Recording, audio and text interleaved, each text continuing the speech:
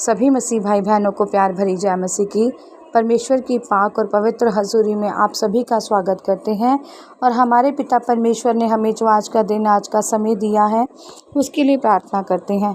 Hallelujah, hallelujah, hallelujah, hallelujah, hallelujah, hallelujah. धन्यवाद, धन्यवाद, धन्यवाद, धन्यवाद, धन्यवाद, धन्यवाद। पिता पुत्र पवित्र आत्मा, पिता पुत्र पवित्र आत्मा, पिता पुत्र पवित्र आत्मा। सेना के यहोवा खुदा, आपका शुक्र धन्यवाद हो पिता परमेश्वर जी।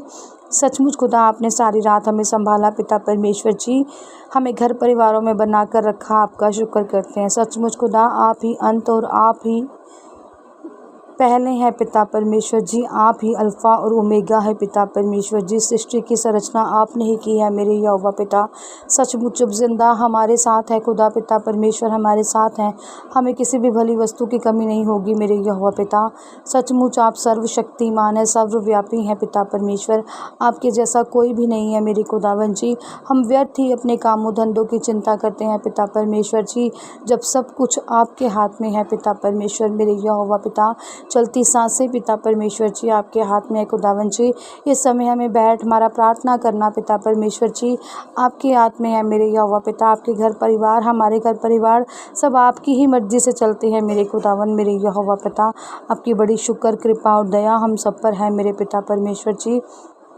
आप समय आपके वचन, आपके कलाम हमारी रोज़ की रोटी का है पिता परमेश्वर जी, हमारी आत्मा की खुराक का है आपके वचन, जो हमें तसल्ली देते हैं पिता परमेश्वर जी, जो सत्य, जीवन और मार्ग है पिता परमेश्वर ही। सचमुच आपके वचन हमें सही राह दिखाते हैं, सही मंजिल तक लेकर जाते हैं पिता परमेश्वर, और नया होना बताते हैं मेरे खुदावन जी। आपके वचनों में हम बने रहें पिता परमेश्वर जी, और आपके वचन हमारे जीवन और ज़िंदगी में बने रहें खुदावन जी, और 1000 गुना फलों को हम पा जाएं पिता परमेश्वर जी। और कोई भी शैतानी शक्ति इन वचनों को हमसे चुरा ना सके मेरे यहोवा पिता, और ये वचन हमारी ज़िंदगी में 1000 गुना फलों को लेकर आए। प्रार्थना जिंदे खुदा के नाम में मांगते हैं, आमीन, आमीन और आमीन।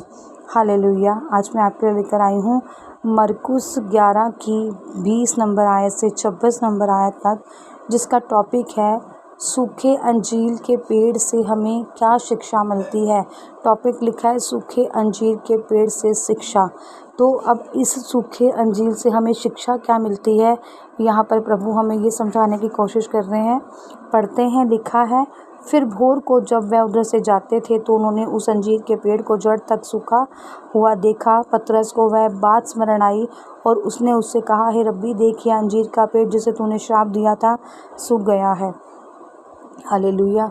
अब पहले जो पीछे मैंने बताया, जब अंजीर का पेड़ के पत्ते हरे भरे थे, आपने सुना था, और परमेश्वर तब वहाँ से आ रहे थे। तो अब जो परमेश्वर थे, जो प्रभु थे, उनके जो चेले थे, वो सुबह के समय उधर से वापस जा रहे थे। जैसे हम एक मार्ग से आते हैं और उसी मार्ग से वापस जाना, और तब भी वहाँ पर उन्होंने अंजीर के पेड़ को देखा। और जैसा कि प्रभु ने उसे श्राप दिया था कि तू सूख जाए और तुझ पर कभी भी कोई फल ना लगे, तो उन्होंने देखा कि वो जड़ से सूख गया था। इस पर जो उनका पतरस जो चेला था, उन्होंने प्रभु से कहा, उसको बात याद आ गई, उसने प्रभु से कहा, हे प्रभु, हे रब्बी, देखिए वही अंजीर का पेड़ है जिसे तूने क्या दिया था, श्राप दिया था कि सूख जा, और वो तेरे श्राप देने से क्या हो गया, सूख गया, कि जैसा आपने कहा था वैसा ही हो गया। हालेलुया। यीशु ने उसको उत्तर दिया, परमेश्वर पर विश्वास रखो। मैं तुमसे सच कहता हूँ कि जो कोई इस पहाड़ से कहे तू उखड़ जा और समुद्र में जा पड़, और अपने मन में संदेह ना कर वरन प्रतीति करे कि जो कहता हूँ वह हो जाएगा, तो उसके लिए वही होगा। हालेलुया। अब क्या परमेश्वर ने पतरस को क्या जवाब दिया? परमेश्वर ने उसे उत्तर दिया कि विश्वास रखो। किस पर? इंसान पर नहीं। यहाँ पर लिखा गया है परमेश्वर पर विश्वास रखो, मतलब प्रभु परमेश्वर पर क्या रखो? विश्वास रखो। परमेश्वर कह रहे हैं जो मनुष्य के रूप में है कि मैं तुमसे सच कहता हूँ, कि उन्होंने सब कुछ जानते थे, पहचानते थे, और वह कह रहे हैं कि मैं तुमसे कहता हूँ, अगर तुम में विश्वास है और तुम्हारे पास प्रार्थनाओं से भरा हुआ जीवन है और साफ मन है। कह रहे हैं अगर तुम इस पहाड़ से भी कहोगे ना कि यहाँ से उखड़ जा और समुद्र में जा पड़, तो वह भी तुम्हारे लिए हो जाएगा। कह रहे हैं अगर तुम प्रार्थना करो और विश्वास करो कि जो कुछ तुम प्रार्थना करके मांगो उसमें तुम्हें वो मिल गया है, तो तुम्हें वो क्या होगा, मिल जाएगा। यहाँ पर पहाड़ इस टाइम क्या है, हमारे बंधन, हमारी बीमारियाँ, हमारे दुष्ट रोग, दुष्ट आत्माएं, ये सब हमारी ज़िंदगी में इस टाइम क्या है, बंधन है, क्या है, पहाड़ हैं। और इसे तोड़ने के लिए हमें कौन सा शस्त्र लेना पड़ेगा, प्रार्थना का, वचन का। और वो कह रहे हैं परमेश्वर कि अगर तुम विश्वास करो और तुम कहो, प्रार्थना करो और प्रतीति करो और मांगो कि ये बंधन टूट जाए, ये बीमारी चली जाए, ये रोग दफ़ा दूर हो जाए, हम दुष्ट आत्मा से निरोग हो जाएं, पथरियाँ निकल जाएं, तो वो सब क्या होंगी, निकल जाएंगी। रसोलियाँ क्या होंगी, निकल जाएंगी। परमेश्वर तो यहाँ पर पहाड़ की बात कर रहे हैं। पहाड़ आप सभी जानते हैं कि कितना सख्त पहाड़ होता है और कोई एक आदमी उसे हिला भी नहीं सकता। परमेश्वर कह रहे हैं अगर तुम विश्वास करते हो तो इस पहाड़ से भी कहोगे ना उखड़ जा, तो वो उखड़ जाएगा और चला जाएगा समुद्र में। ऐसे ही अगर तुम विश्वास रखो और तुम्हारे मन में प्रति परमेश्वर के विश्वास है और तुम प्रार्थनाएं करने वाले हो और परमेश्वर से मांगते हो कि ये काम हमारे लिए हो जाए, तो वो तुम्हारे लिए क्या हो जाएगा, हो जाएगा। हालेलुया। इसलिए मैं तुमसे कहता हूँ कि जो कुछ तुम प्रार्थना करके मांगो तो प्रतीति कर लो कि तुम्हें मिल गया है, तुम्हारे लिए हो जाएगा।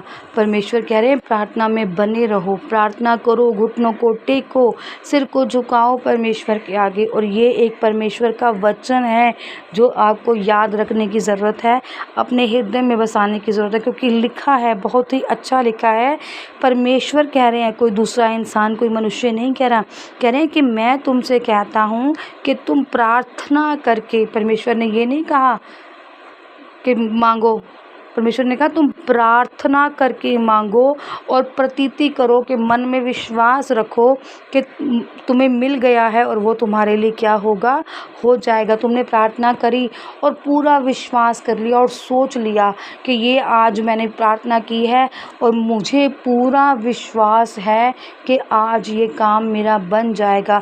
हे परमेश्वर, आज मैं तुझसे प्रार्थना करती हूँ पिता परमेश्वर जी कि मुझे आज बेस्ट जॉब से विश्वास है। और मैंने आपके वचन में लिखा है कि यदि तुम मुझसे प्रार्थना करो और प्रतीति कर लो कि तुम्हारे लिए हो जाएगा, तो वह तुम्हारे लिए हो जाएगा। इस विश्वास के साथ आज मैं आपसे जॉब मांगती हूँ और वो मुझे मिल जाएगी। तो परमेश्वर ने कहा कि वह तुम्हें मिल जाएगा अगर तुम प्रार्थना करके मांगोगे और विश्वास रखोगे, तो वही प्रतिफल तुम्हें मिलेगा और वही तुम्हारे लिए हो जाएगा। और जब कभी तुम खड़े हुए प्रार्थना करते हो तो यदि तुम्हारे मन में किसी के प्रति कुछ विरोध हो तो क्षमा करो, इसलिए कि तुम्हारा स्वर्गीय पिता भी तुम्हारे अपराधों को क्या करे, क्षमा करे। कह रहे हैं अगर तुम प्रार्थना कर रहे हो, खड़े होकर प्रार्थना कर रहे हो या बैठकर कर रहे हो, तुम्हारे मन में किसी के लिए विरोध आ गया है या क्रोधता आ गई है या तुम्हें किसी का कुछ किया हुआ गलत याद आ गया है प्रार्थना करते करते, तो तुम उसी समय उसे क्या करो, माफ़ करो, क्षमा करो। अगर तुम उसे माफ़ करोगे तो तुम्हारा स्वर्गीय पिता जो स्वर्ग में है, वो तुमने जो जाने अनजाने में अपराध पाप माफ़ किए होंगे वो भी तुम्हें क्या कर देंगे, माफ़ कर देंगे। कहते हैं ना, जब हम खाना बनाते हैं तो घर में सब लोगों को खिलाते हैं। ऐसे ही अगर हमने जाने अनजाने में कुछ गलत किया है तो हम हमारी चीज़ें भी क्या हो जाएंगी, वो क्षमा हो जाएंगी जब हम किसी को क्षमा करेंगे। अब मान लो आप प्रार्थना कर रहे हो और आपको याद आ गया, या कहो कि आपके सामने कोई आ गया या आपको उसकी छवि आपके सामने, आंखों के सामने आ गई कि उस बहन ने मेरे साथ ऐसा किया था। प्रार्थना करते करते तो परमेश्वर क्या कह रहे हैं कि सोचो कि वो प्रार्थना करते ही आपके मन में क्यों आया, क्योंकि परमेश्वर ने कहा है अगर तेरे मन में इसके प्रति कोई कड़वाहट है तो वो उसे क्या कर, दूर कर दे, ताकि जो तेरे लिए किसी के मन में, मतलब जो तू है जो प्रार्थना कर रहा है और तेरे प्रति किसी और के मन में वो मन बिटाव भेदभाव है, या क्षमा करने की कोई हीन भावना है तो वो कौन करेगा? वो स्वर्गीय पिता खुद ही क्षमा कर देगा। ऐसा परमेश्वर है हमारा। और यदि तुम क्षमा ना करो, और परमेश्वर ने साथ में यही कहा है, अगर तुम अपने ही घमंड में रहो और तुम्हारे मन में आए कि नहीं वो उसने ऐसा अपराध किया है, मैं उसे क्षमा नहीं कर सकता, तो परमेश्वर ने कहा है तो तुम्हारा जो पिता स्वर्ग में है वो भी तुम्हारा अपराध क्षमा ना करेगा। अगर तुम मन में ऐसा विचार रखकर बैठे रहोगे कि नहीं मैं उसे क्षमा नहीं करूँगा, मैं कर ही नहीं सकता, तो परमेश्वर तुम्हारा पिता जो स्वर्ग में है वो भी ऐसा ही कहेगा कि नहीं मैं नहीं कर सकता इसीलिए परमेश्वर ने कहा अगर तुम्हारे मन में किसी के प्रति भी कोई कड़वाहट है, कोई परेशानी है, कोई दुविधा है, या मन में कुछ विचार है कि उसने मेरे साथ ऐसा किया था पर मैं उसे माफ़ नहीं करूँगा।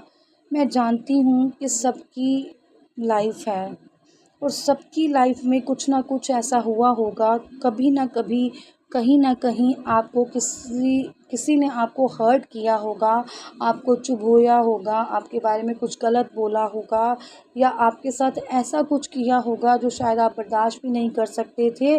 पर जो मसीही लोग हैं उसका परमेश्वर ने यही अधिकार दिए हैं कि कोई तुम्हें एक गाल पे थप्पड़ मारे तो दूसरा गाल आगे कर दो, और माफ़ करना सीखो, प्रेम करना सीखो, दुश्मनों से भी प्रेम करो, ताकि जब ये तुम चीज़ें किसी और के लिए करो तो तुम्हारा परमेश्वर तुम्हारे लिए भी ये सब चीज़ें स्वर्ग से मुहैया कराएं।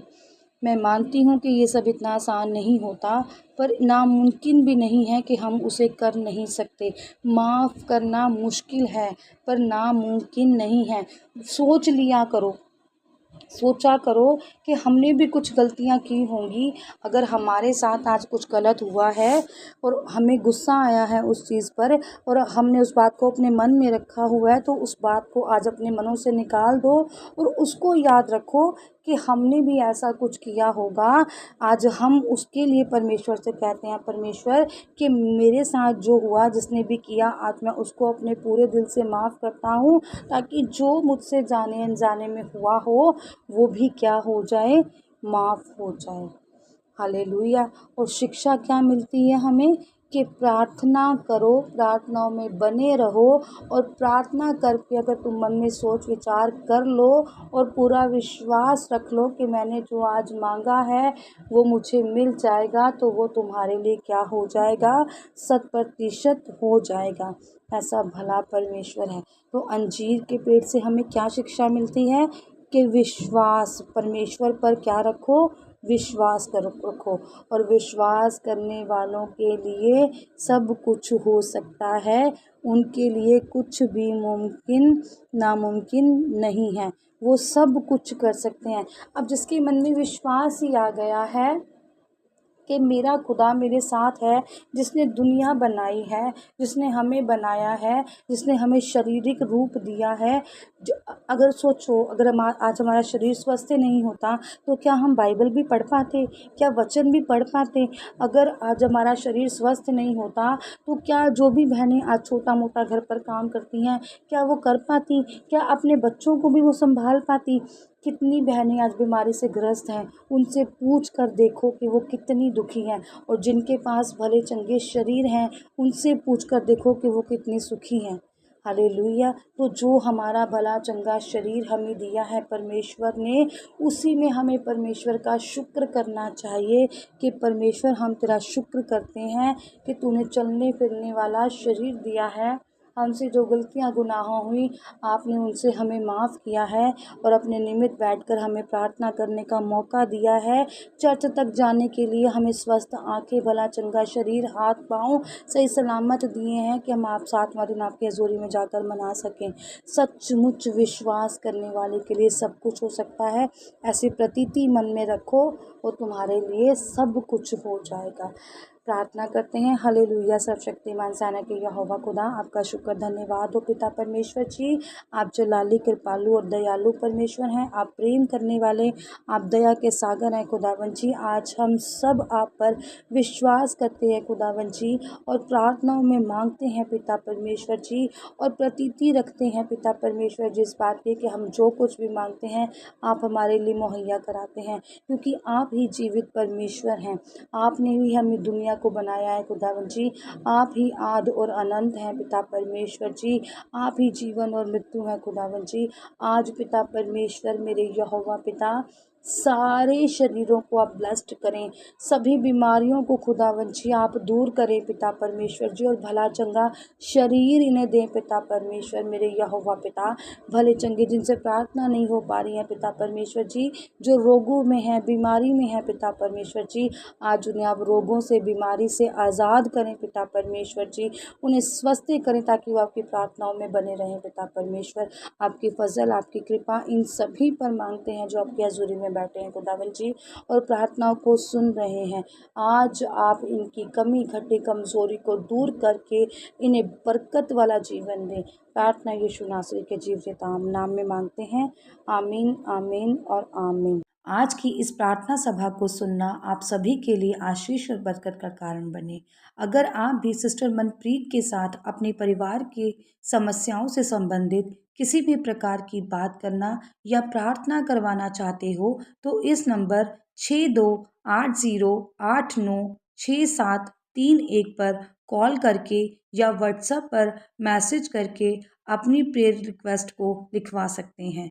प्रेयर लाइन पर कॉल करने का समय सुबह 8 बजे से शाम 8 बजे तक का है। कृपया करके सुबह 8 बजे से पहले और शाम 8 बजे के बाद कॉल ना करें। धन्यवाद। सभी को प्यार भरी जय मसीह की।